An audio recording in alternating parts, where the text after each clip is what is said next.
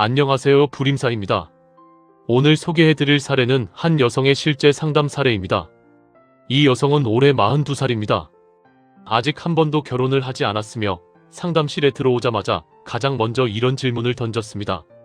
스님, 저는 왜 이렇게 인연이 없을까요? 저는 결혼을 안 한 것이 아니라 못한 것입니다. 제 인연은 도대체 어디에 있는 것입니까? 그 말 속에는 단순한 궁금증이 아니라 오랜 세월 혼자 견뎌온 외로움과 답답함이 깊게 배어 있었습니다. 필자는 먼저 사주를 살펴보고 이어서 육효를 작괴하여 그 원인을 함께 분석해 보았습니다. 상담자의 사주는 을축년, 무인월, 을해일, 무자시입니다. 얼핏 보면 큰 흉살이 많은 사주는 아닙니다. 오히려 을목일간이 인월을 만나 계절의 기운을 얻고 해수와 자수의 생조까지 받으면서 일간은 매우 왕성한 구조를 이루고 있습니다. 다시 말해 자신의 주관이 분명하고 독립심도 강한 사람입니다. 이러한 사람은 쉽게 타협하지 않고 자신의 삶에 대한 기준 또한 매우 분명한 특징을 보입니다.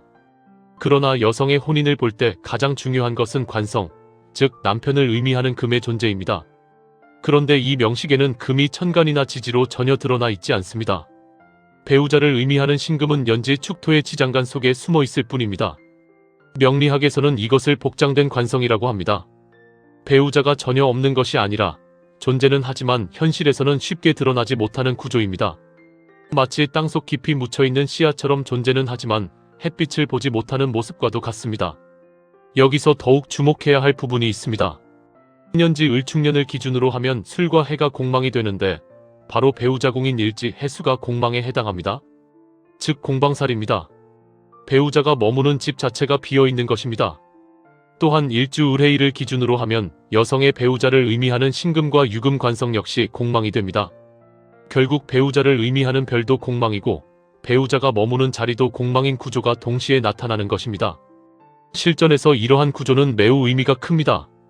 배우자가 없다는 뜻이 아니라 인연이 현실에서 실체를 갖기가 어렵다는 의미입니다. 좋은 인연이 와도 어딘가에서 엇갈리고 결혼 직전까지 갔다가도 이상하게 흐지부지 끝나는 일이 반복될 수 있습니다. 본인도 왜 그런지 이유를 알지 못한 채 시간이 흘러가는 경우가 많습니다. 필자는 여기에 음령까지 함께 살펴보았습니다. 년지에는 조상령과 태아령, 병행령이 자리하고 있었고 월지에는 귀물령과 형제령, 미천령이 자리하고 있었습니다. 배우자궁인 일지에는 태아령과 원한령, 무열령이 함께 자리하고 있었으며 시지에는 수장령과 원한령, 단절령이 나타나고 있었습니다. 불임사 음령관법에서는 특히 배우자궁에 자리한 무열령과 원한령을 매우 중요하게 살펴봅니다. 무열령은 인연이 쉽게 이어지지 못하는 기운을 의미하고 원한령은 마음속 깊은 상처와 보이지 않는 심리적 벽을 형성하는 작용으로 해석합니다. 여기에 시지의 단절령까지 연결되면 좋은 인연이 찾아와도 관계가 깊어질 무렵 이상하게 끊어지거나 스스로도 설명하기 어려운 거리감이 생기는 일이 반복될 수 있다고 봅니다. 이처럼 사주와 음령을 함께 살펴본 뒤 마지막으로 육효를 작괴하였습니다.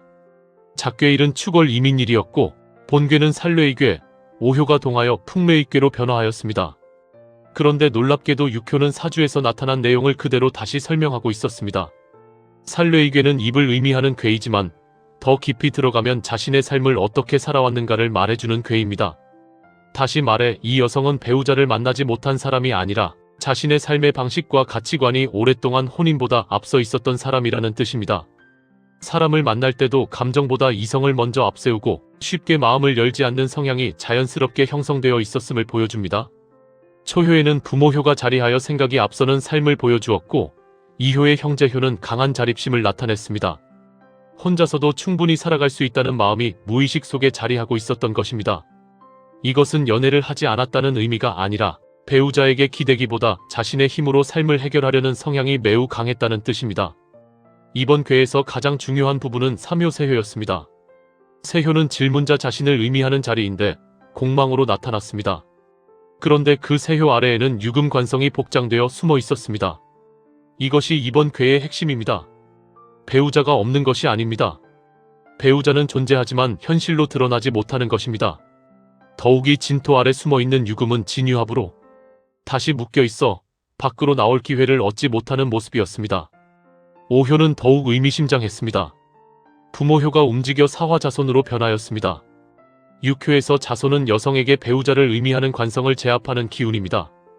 이미 관성이 복장되어 약한 상태인데 마지막 결과마저 자손으로 귀착된 것입니다. 이는 어렵게 나타날 수도 있었던 배우자의 기운마저 다시 밀어내는 상징으로 해석할 수 있습니다. 결혼을 하고 싶은 마음은 생기지만 현실에서는 끝내 결실을 맺지 못하는 구조를 그대로 보여주고 있습니다. 상효 역시 형제효가 응효를 차지하고 백호를 만났습니다. 응효는 상대방을 의미하는 자리인데 배우자가 아니라 형제효가 나타났다는 것은 좋은 사람을 만나도 친구나 지인의 관계에서 머무르거나 관계가 발전하지 못하고 끝나는 일이 많았음을 암시합니다. 백호는 그 관계가 예상치 못한 충격이나 단절로 이어질 가능성까지 함께 보여주고 있었습니다. 이번 사례에서 가장 놀라웠던 점은 사주와 음령, 그리고 육효가 모두 같은 방향을 가리키고 있었다는 사실입니다. 사주에서는 배우자성이 약하고 공망이며 배우자궁 또한 공망으로 나타났습니다. 음령에서는 배우자궁에 무연령과 원한령이 자리하여 인연이 쉽게 맺어지지 않는 구조를 보여주었습니다. 육효에서는 세효가 공망인 가운데 관성이 복장되어 있었고 마지막에는 자손이 관성을 밀어내는 모습으로 귀결되었습니다. 서로 다른 세 가지 학문이 모두 하나의 결론을 말하고 있었던 것입니다. 필자는 이러한 상담을 하면서 한 가지를 다시 생각하게 되었습니다. 세상에는 배우자가 없는 사람이 있는 것이 아니라 배우자의 인연이 현실로 드러나는 시기가 늦어지는 사람이 있다는 사실입니다. 어떤 사람은 20살에 인연을 만나고 어떤 사람은 40이 넘어서야 비로소 자신의 인연을 만납니다. 중요한 것은 남들보다 늦었다는 사실이 아니라 자신의 삶을 이해하고 그 흐름을 받아들이는 일입니다. 사주는 운명의 선고문이 아닙니다. 육효 또한 절망을 말하는 학문이 아닙니다. 사주와 육효는 지금 내 삶에서 무엇이 막혀 있는지를 비추어주는 거울입니다. 그 막힘의 원인을 알고 자신의 삶을 조금씩 바꾸어 갈 때 늦게 피는 꽃도 결국은 아름답게 피어날 수 있습니다. 그것이 필자가 수많은 상담을 하며 얻은 가장 큰 깨달음이며 오늘 이 사례가 우리에게 전해주는 가장 소중한 의미라고 생각합니다. 인연은 늦게 오는 것이 불행이 아니라 준비되지 않은 인연을 억지로 붙잡는 것이 더 큰 불행일 수 있습니다. 운명은 때로 우리를 기다리게 하지만 그 기다림 속에는 반드시 삶이 전하려는 이유가 숨어 있습니다. 오늘의 늦음에 낙심하지 마십시오. 때를 아는 사람은 끝내 자신의 계절을 만나게 됩니다. 지금까지 불임사에서 전해드렸습니다. 불임사.